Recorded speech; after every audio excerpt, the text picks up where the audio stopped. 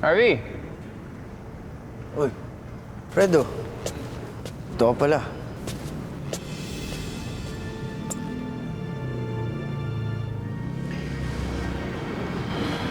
Nangyayari na naman siya, Alfredo. Yung pseudo time traveling experience mo? Ano nakita mo? Kakagulo yung mga tao. Laking rally. Ganun pa rin, yung una.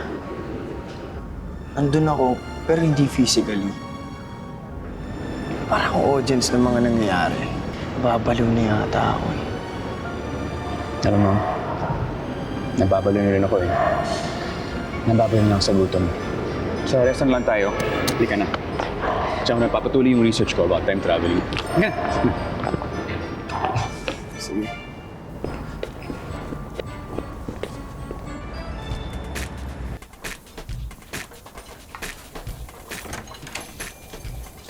Harvey! Listen, you're not hallucinating. Hindi mo kailangan mapagigas sa doktor kasi hindi ka lang babaliw. Hindi ka na. May pakita sa'yo. Ha? Tingnan mo to. Ano to? Tingnan mo. Hindi mo ba nakita sarili mo? This was EDSA DOS in 2001. Di ba sinabi mo nakapunta ka sa isang malaking rally? Ito yun. You're not hallucinating. Siguro para siyang out-of-body experience. Napupunta yung consciousness mo sa kung saan-saan timeline.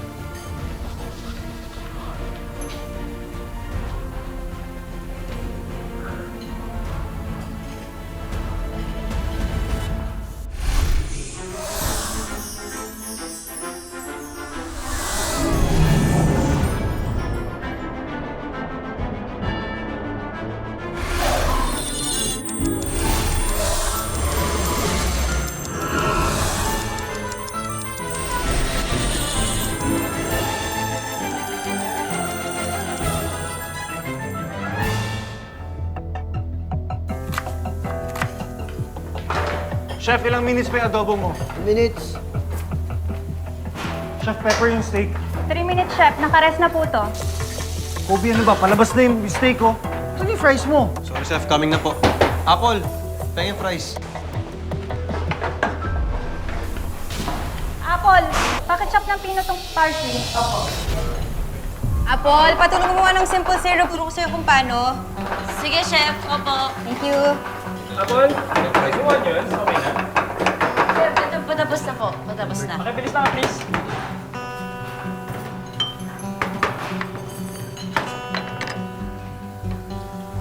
Chef. Opo. Thank you. Ano sa tingin mo, Tols? Tatagal kaya yan si Apple? Ewan ko. Tingnan natin. Back to work. Yes, chef.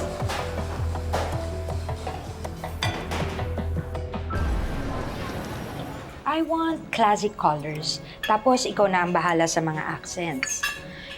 Just make sure to make it look classy. Okay? Ikaw, anak, may specific ka ba na gustong ipagawa sa restaurant? Well, gusto ko sana ng dried valerian flowers on the wall. Since yun naman yung pangalan ng restaurant. Okay. Please take note of that, okay? Yes, ma'am. Ano bang meron dyan sa valerian flowers na yan? I mean, why are you so fascinated with it? Wala lang naman, Mama. May gusto ka bang iba? Gusto mo bang baguhin? Hindi naman. I don't care kung anong gusto mong ilagay dyan sa restaurant natin. All that matters to me is matalo mo sina Chef Harvey. Malaking pera ang inagay ko dito sa restaurant natin. Ayokong mapunta lang din sa wala. Yes, Mama.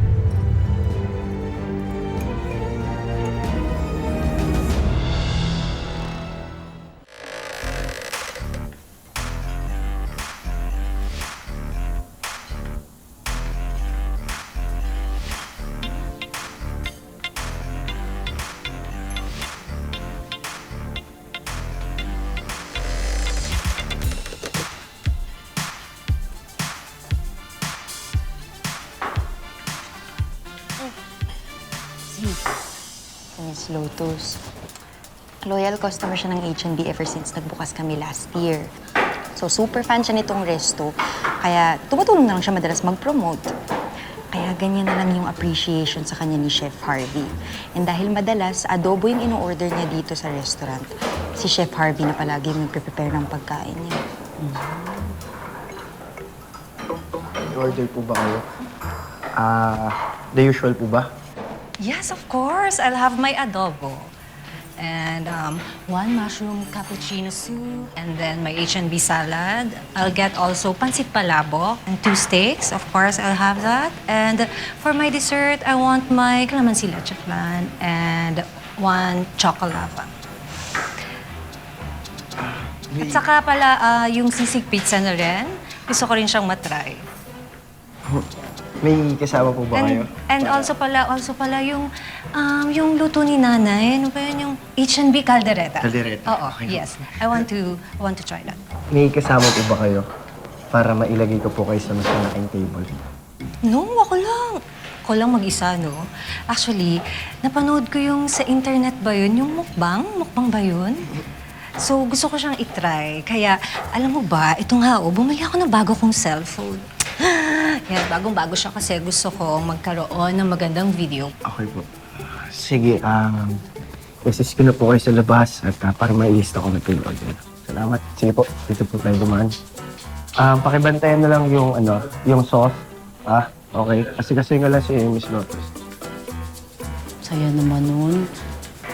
Lagi siya pinaglulutuan talaga ni Chef Harvey. Ay, naku, sinabi mo pa.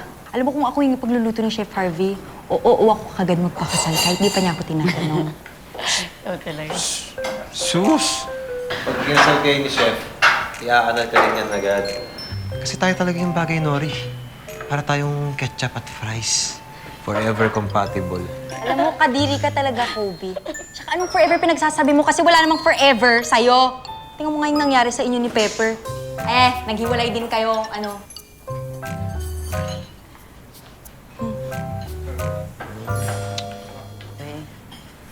Siguro laging masarap yung pagkain sa bahay nila, Chef Harvey.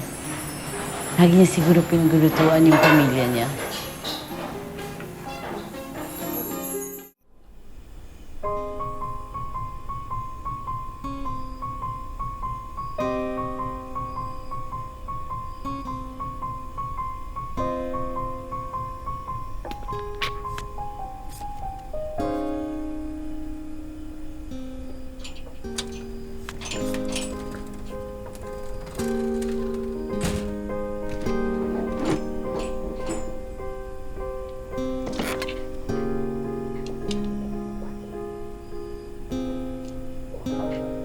Gusto mo ipagluto kita? Hindi na. Hindi pa naman ako nagugutom.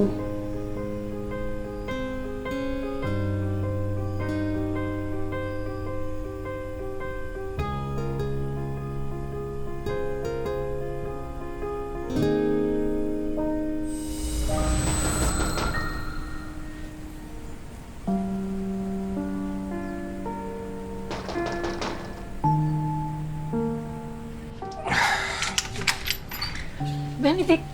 Pwede ba? Benedict! Sandali lang, anak. Anak, sandali lang. Usapin mo naman ako. Pwede umalis na lang kayo. Sige na. Pagbigyan mo naman ako. Kahit sandali lang. Gusto lang talaga kitang makita at makausap. Kahit sandali lang. Anak, hindi mo ba namimasa ang mama mo? Okay.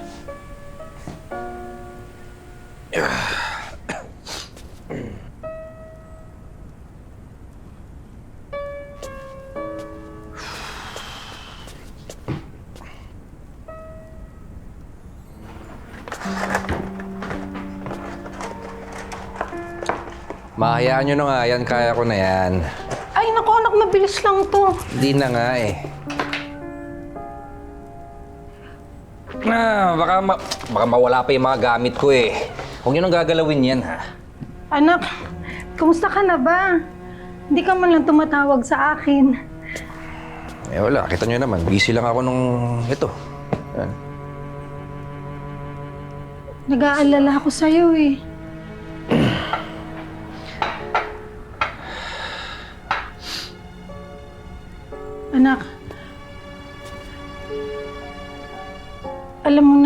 isa lang ang hinihiling ko eh.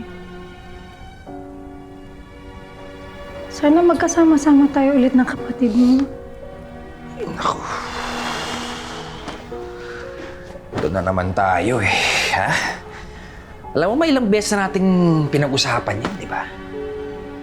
Kaya ko na nga sarili ko dito eh. Matanda na ako. Di ko kailangan ng tulong nyo.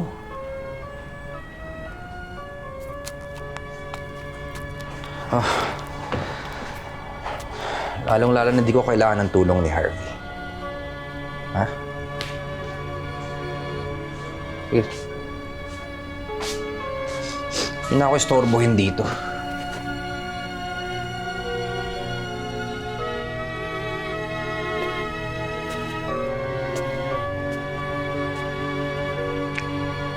Sige na, sara nyo na lang yung pinto, ha?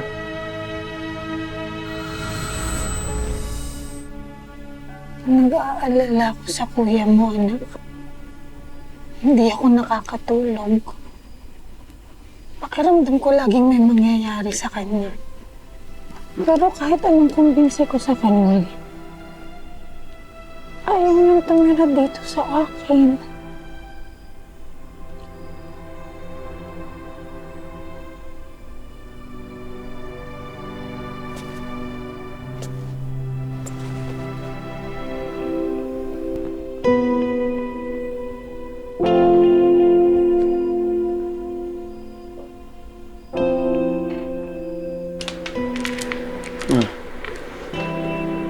Huwag mag-alala. Alam ko mahal tayo ni Kuya. Lalo ka na. Kaya hindi ako susuko kahit ilang beses niya mapagtabuyan. Gagawin ko lahat, Ma, para magkaayos kami.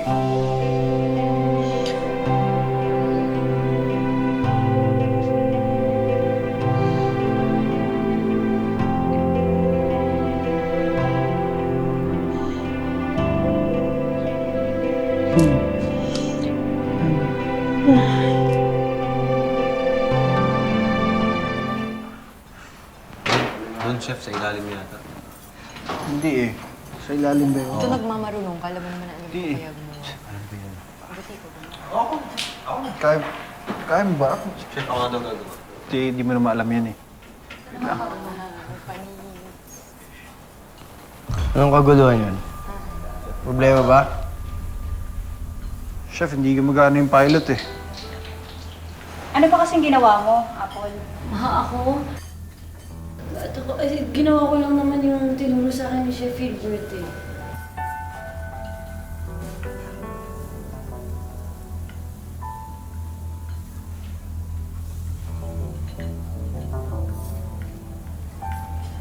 Igniter.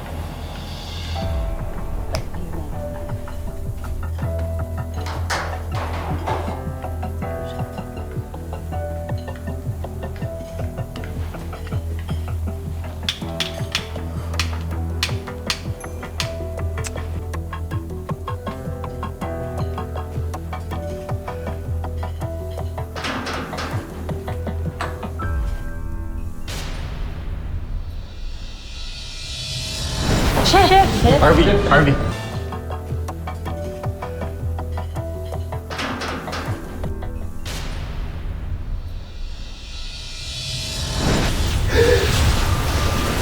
Look, love, ito yung titirhan natin sa Australia. Tapos, ito yung school. Ayan. Ang ganda, diba? Tapos, sabi naman nila, madali lang daw umanap ng trabaho doon. So, pagdating sa fans, hindi rin tayo mahihirapan. Love, sobrang excited na ako.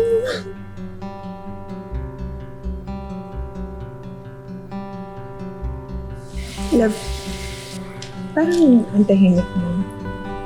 Parang hindi ka naman excited dito. May problema mo.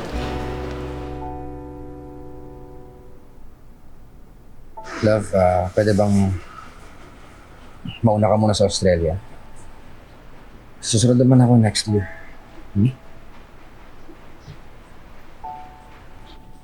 Ano nangyari? Bakit may mauuna? Diba? Ang tagal nating hinintay yung chance na to, diba? I know that, okay? Pero kasi kailangan ko mag-give way kay Harvey. Alam mo naman na matagal din ang pangarap magkaroon ng sariling restaurant. Paano yung pangarap mo? Paano tayo? Tapos I've said, susunod ako next year. Kasi sure naman ako na maging successful si Harvey. Dun sa restaurant niya. Tapos kung maging successful siya, tutulungan niya ako na sa pangarap ko, okay? Yeah, please. Ano magagawa ko? Parang nakapag-decide ka naman na. Yeah, please, I have no choice. Please. Please understand me naman, oh.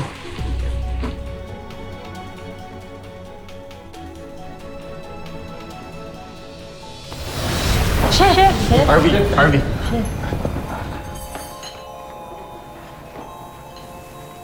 Patingin niyo na yun sa technician para maayos agad. Yes, chef. Yes, chef.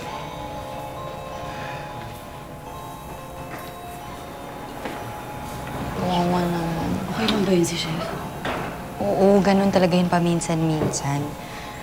Parang internet connection, naglalag. Sa stress din siguro. Uy, tama na yung chismisan niya. 1 hour na lang for our service, oh. Let's go! Move, people! Yes, Chef!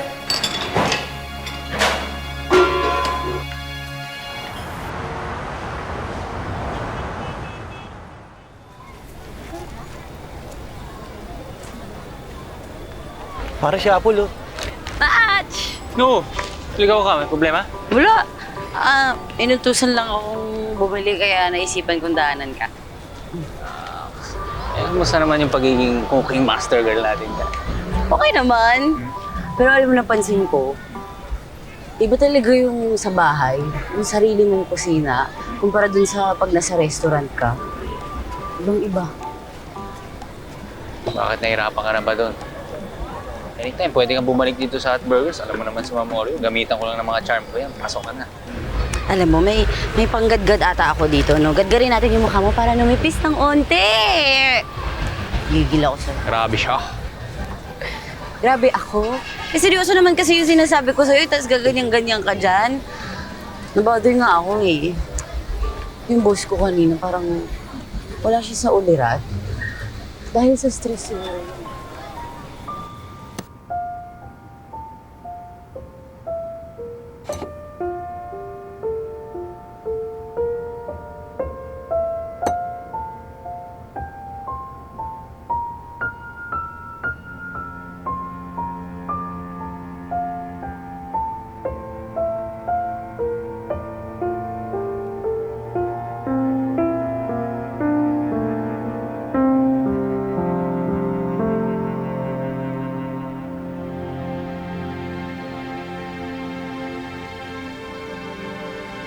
Oo, syempre pag may hawak kang ng mga maraming business na ganyan, bawat minuto kasi yan, Match. Pera talaga yan. Kaya nga ako, okay na ako sa Hot Burgers, tapos gig na lang sa gabi, tapos ako mag-business.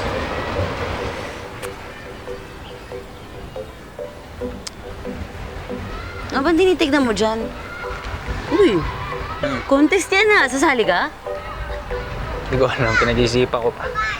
Match, yung ganyan, hindi na yan pinag-iisipan. Dapat go lang ng go.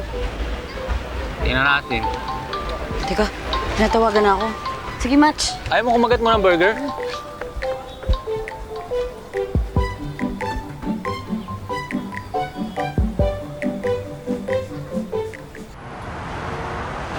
Apple, lapit ka na ba matapos dyan? Medyo po, Chef. Okay, after mo dyan, check mo din yung stocks natin sa freezer. Tsaka yung cleaning supplies natin, pakicheck na din. Sige po, sige. By the way, pwede ba bilhin mo na to bukas? Ito yung budget, ha? Opo, sige po, Chef. Tapos yung grease trap natin, kailangan linisin mo yun, ha? Apple, pa-strain na ng mga used oil natin. Tapos lipat mo sa mga containers. Kasi bukas, kukunin na yan. Puro ka utos ah, ang galing. Di ba trabaho mo yun? Bakit hindi ikaw yung gumawa? Pwede naman. Basta...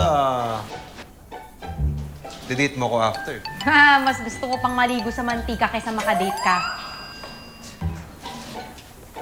Ano ba? Pinapasabi nga pala ni Chef Harvey, yung salamander daw, baka makalimutan. Grabe siya. Tuko yun, di ba?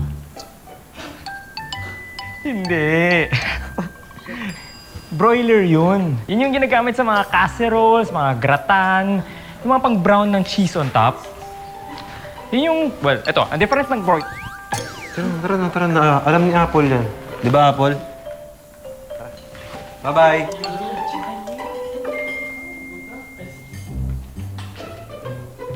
Uy.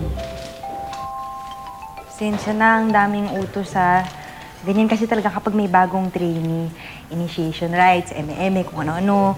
Pinagdaanan ko rin yan, huwag kang mag-alala. So, kung kailangan mo ng tulong, sabihin mo lang ako ha. Promise, tulungan kita. Okay lang, Chef. Kaya ko po. Sure ka? Yun na ako ha. Ingat.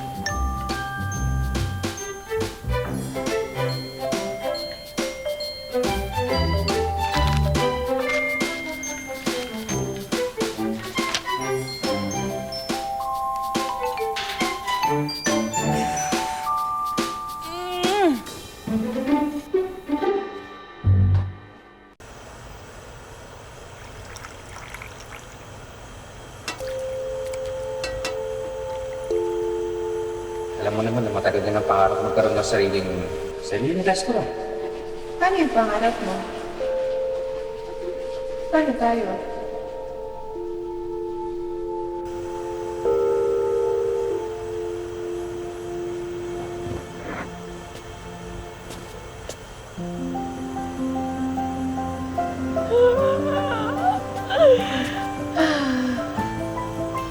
Special talaga yung adobo ni Chef Harvey dahil siya lang nakakaalam ng recipe niya. Siya yung gumagawa ng special sauce, tapos sinalo na lang namin sa karne. Anong ginagawa mo? Chef. Chef.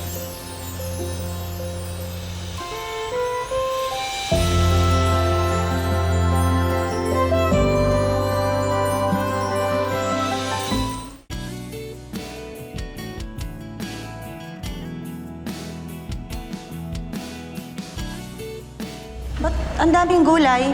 May nakalimutan ba akong okasyon? Nagpa-practice lang po akong maghiwa. May nahabol ko lang po yung pangarap ko. Pangarap mo ba yan? O pangarap ng mga lola mo? Ay, Chef! Chef! Para sa inyo po. Pambawi ko po yan sa inyo. Dahil pinatikim niyo po sa akin yung adobo niyo. To live again and find you sooner. You won't have to wait this long. All my life I've been searching for meaning. I am lost until I find you.